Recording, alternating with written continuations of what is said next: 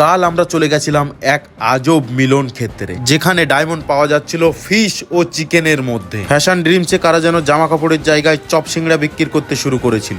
এদিকে এক বিখ্যাত জাদুকর বিসি সরকার তার জাদুতে সব দর্শকদের মাতিয়ে রেখেছিল। এই কাকাকে চোখের সামনে বোম বানাতে দেখে আমি ভয়ে সেখান থেকে দৌড়ে 10 হাত দূরে চলে গিয়েছিলাম। আর এদিকে এসে দেখি রানী এলিজাবেথের নেকলেস নিয়ে চলছে দাম দর। এক রমণী চামচ দিয়ে জল খাওয়ার টেকনিক দেখালো আমাদের, আর সেটা দেখে আমরা মুগ্ধ হয়ে গেলাম। এখানে আমরা দেখছিলাম ভগবানের সুন্দর সুন্দর মূর্তি।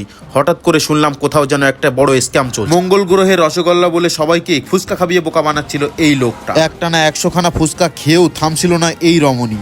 তাই দেখে রাগ করে ফুচকা দেওয়া বন্ধ করে দিয়েছিল ফুচকাওয়ালা। হঠাৎ করে চেয়ে দেখি মেলার মাঝখানে কে যেন রয়্যাল এনফিল্ড GT 350 রেখে চলে গেছে। আর সেটা নিয়ে আমি পালানোর চিন্তা ভাবনা করছিলাম। হঠাৎ করে পিছন দিক থেকে আওয়াজ এলো, তেরি মা কি।